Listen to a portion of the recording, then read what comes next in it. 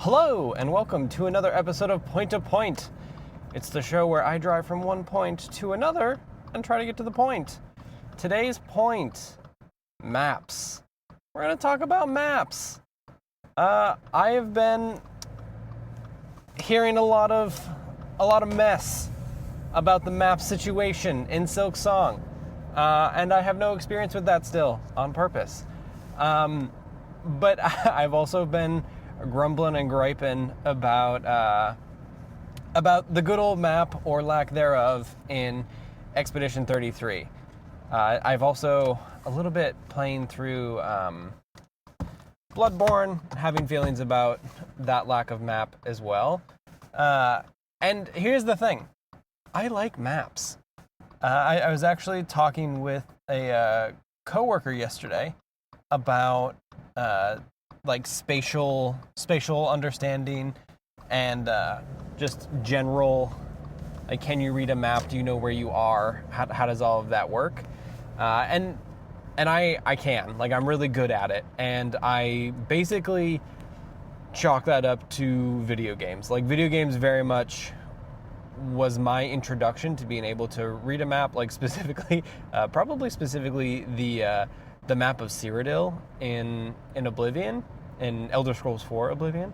And so I'm pretty good at it, to the point where it does feel like a map is a almost necessary component of big exploration games.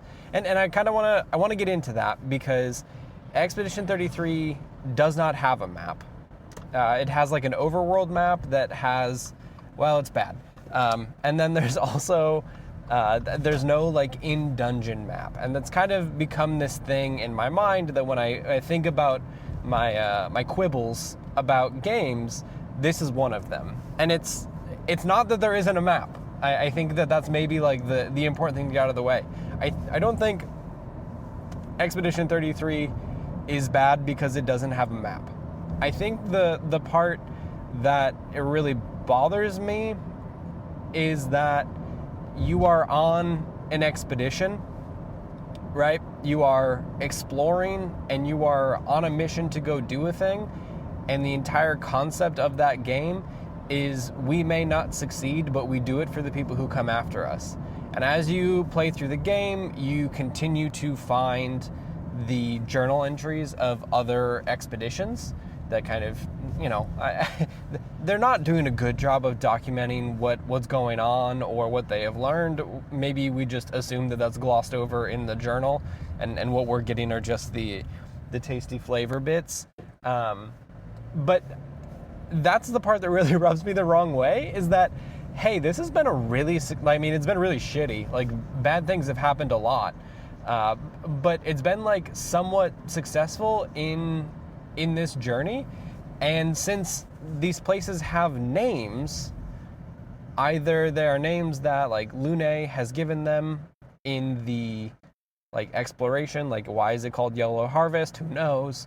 Like, they know about the indigo tree, like that is a thing that they talk about in the very opening of that game, is that like the rally point is the indigo tree. So there is some idea of like landmark, at least in Expedition 33. And I wish that like that was part of the game, that like the cartography aspect of being on an expedition and, mapping the continent for the people who come after was part of the game. And I think that's really, like, besides the like day-to-day frustration of, I guess we can kind of get into that in a minute, but the frustration of not using the map and navigating that world is annoying. Like when you're not able to really parse how the dungeons are laid out, or like get turned around really easy. I think it's very, like, as a person who has like pretty decent spatial awareness and like ability to read video game landmarks to like make a path and repeat my steps, it's very difficult to do that in Expedition 33, and not in a fun way or in a like thematically interesting kind of way. And so by not mapping all of these different places that you go, it feels really at odds that all of the rally points that you hit are flags from other expeditions, right? Like you'll bump into, like you'll constantly find the flags for like Expedition 00 or Expedition like 69 is very hilariously one of the ones that I feel like I see all the time. Just maybe Bader Meinhofing myself with that one, but um, and so that they're mapping it, right? Like you will see like this dungeon was explored by this expedition, and then sometimes you'll find another flag after that. So like we're following in the footsteps of the people who came before us, but somehow no one has a map. Like we leave all of this stuff, but there's not like you don't find Expedition 34's journal and then that journal has a map of all of the regions that they went to, and then Lune is updating them as they go. Like there are no dungeon level maps, which just feels incongruous with what the game is about. Like it's about like exploring this place, doing whatever you can, leaving behind what you aren't able to achieve so that the next person who comes is able to do it. And it just feels really weird to me thematically that there's not a map to do that. Put on top of that, like I was saying, it's really confusing to navigate, and then as you kind of explore the world, you're given more ways, how do I say this? You're given more ways to explore the world, and some of them are faster, and some of them are they open up different areas for you to go to. And my like actual complaints, the one that makes sense, which I'm completely on board with, is in the overworld you can open up the overworld map, and in the overworld map it'll show you the doors to the dungeons, or like all the different things that you can go into, but those don't receive a name until you have gone through them. So there are like plenty of areas that you can't like, you don't know what it's called, so like you'll see things referenced in guides, or mostly in guides, and those things that are referenced are only available if you go inside. So you won't know, like you'll see it on the overworld map, you go up and touch it. So even if something is like red danger, don't go in this, you will die immediately. I kind of think the best thing to do is to go in there and hit the rally point. That's before anyone's going to try to kill you anyways, and just grab that, because at least then you'll know where Red Forest and Crimson Woods are, or whatever, and that they are different, because on the map they do look the same, and that's kind of important, an important distinction.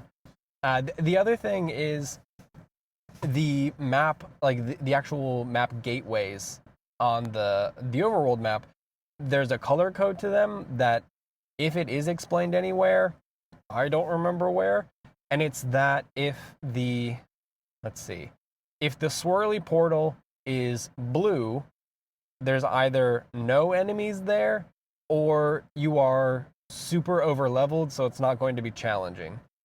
If it is gold, I think that means that you are at the appropriate level to go in there. White or gold, unclear. And then if it's red, there'll usually be a thing that says this is like the Abyss Cave, and it is like danger underneath it, and then the thing is red. So hey, don't go in there, you're gonna have a bad time. Which is fine. Like that, I'm good with that to some degree. The part where I like kind of bristle a bit is that's not on the map, right? Like it's not on the overworld map. Like you are not like indicating to me that, I have to go from one side of the map to the other side of the map to find out if this is the place that I should be going, or if this is like the next logical step to take.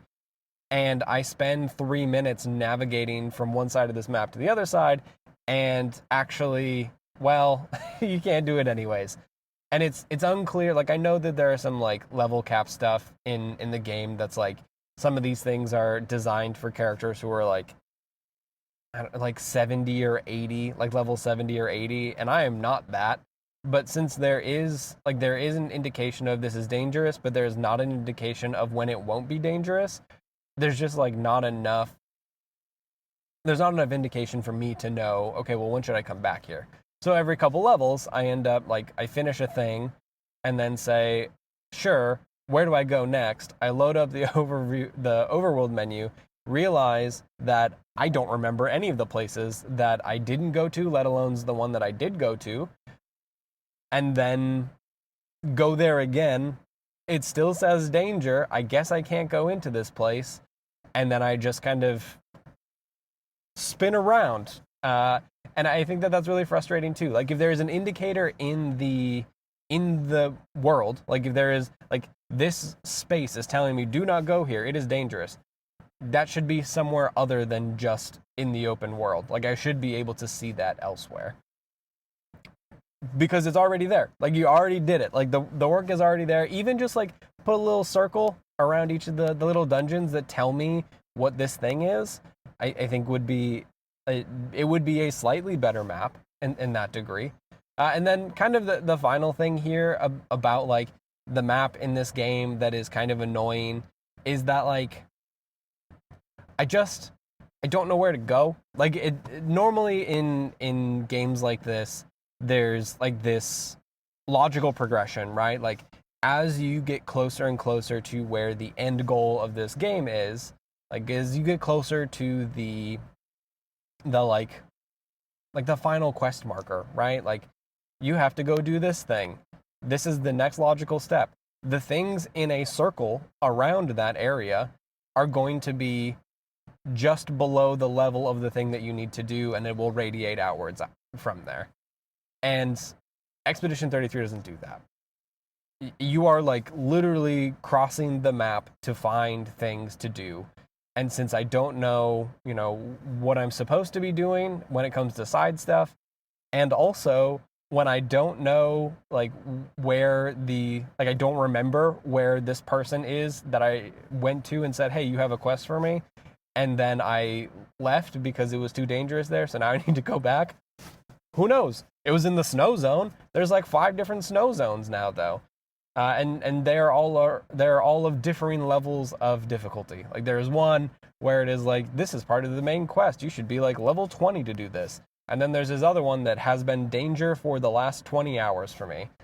So it's like unclear. And then really like when we talk about readability, and I was listening to a podcast the other day that mentioned this, like the Unreal Engine 5 kind of sheen on Expedition 33, and like not like a bad, I don't know, like maybe they mentioned it in a bad way, but it's like clear that you can tell that this is like basically stock lighting from Unreal Engine 5, and I guess I can kind of see it. Like it is very like overblown. It's very, this is going to, it's going to pop on HDR is like the look of like, hey, look, this is a graphical powerhouse. This is how look at all of the like particle effects and all of the like lens flare. Like it just looks like an Abrams movie.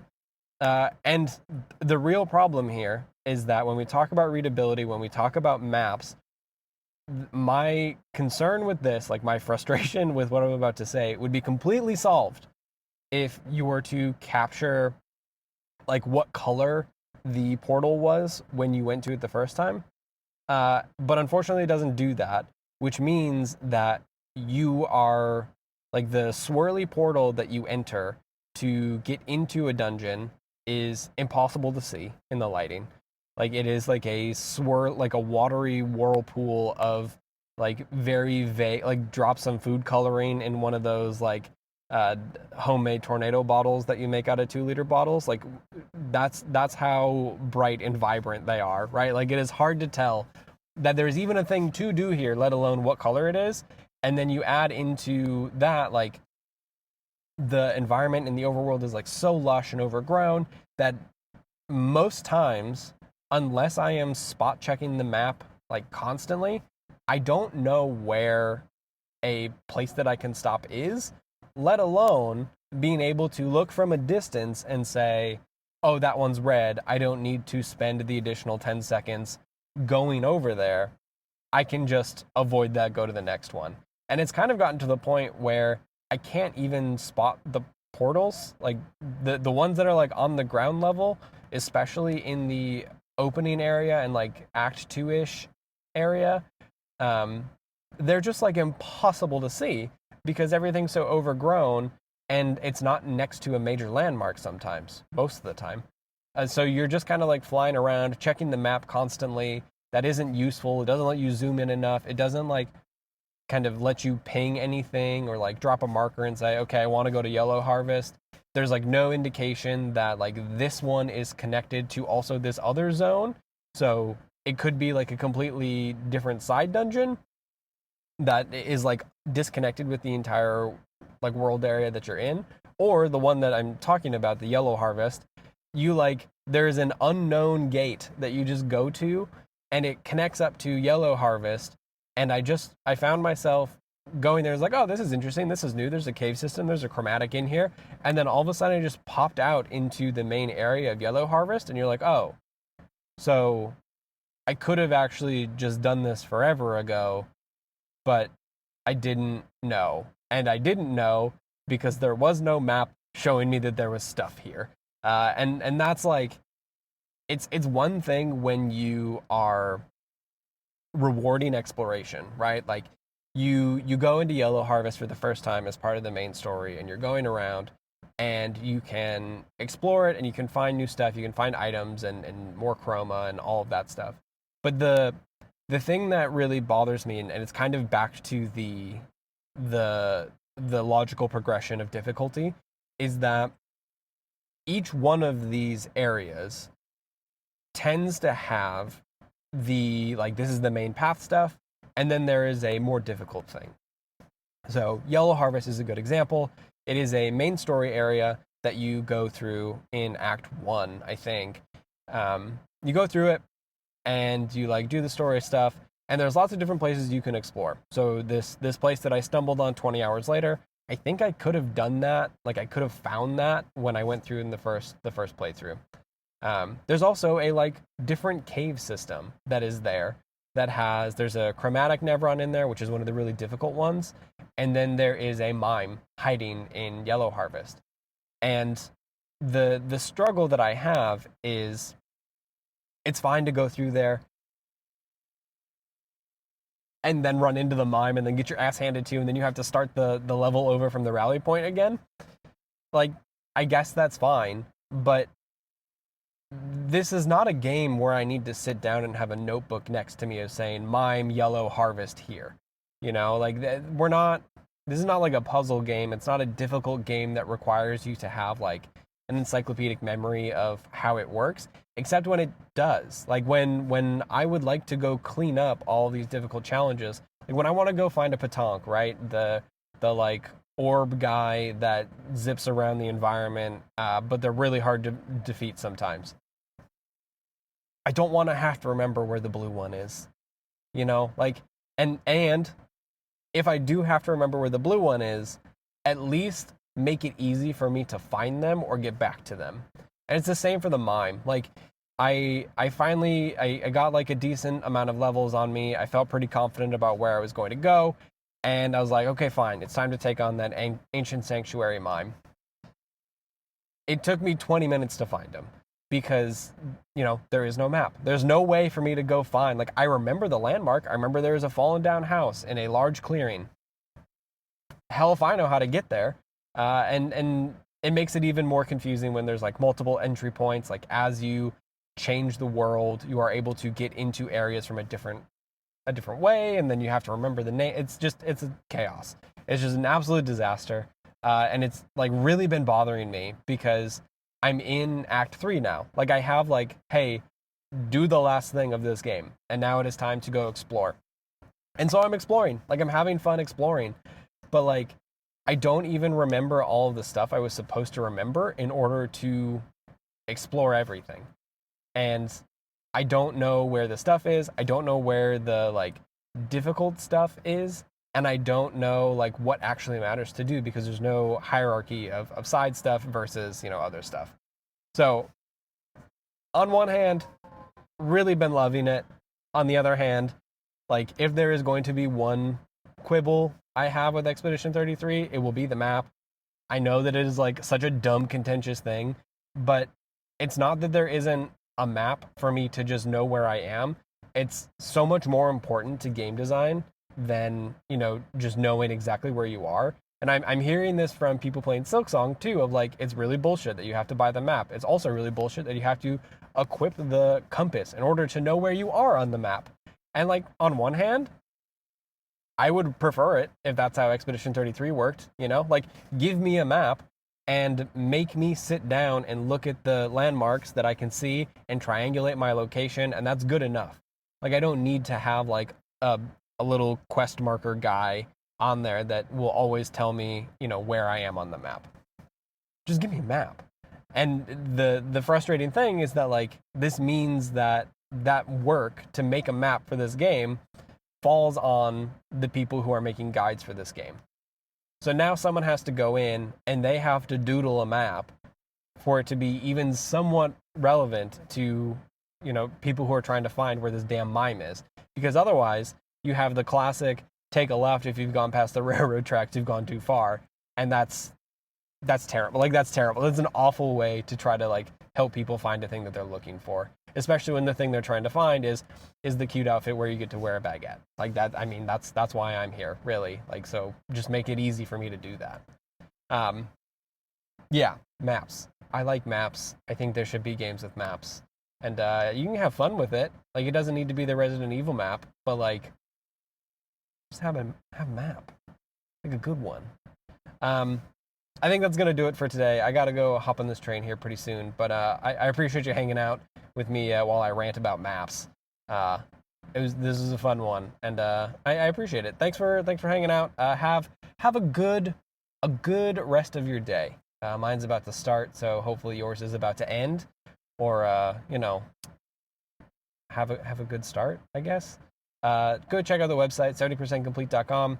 I've got some really fun stuff coming out pretty soon. A new project that I'm working on. 2 new projects, actually. Very busy. And I also just got I got review code for the 1.0 version of Mars First Logistics, which is a Kerbal Space Program-like game where you deliver stupid shit on Mars with rovers that you make, which I am really stoked to play. It's a good soundtrack, if anything. Like, go listen to the soundtrack. And then come hang out next week as I play through some of that. It's going to be fun. But yeah, that's going to do it for me. Have a good rest of your day, and we'll see you. Bye.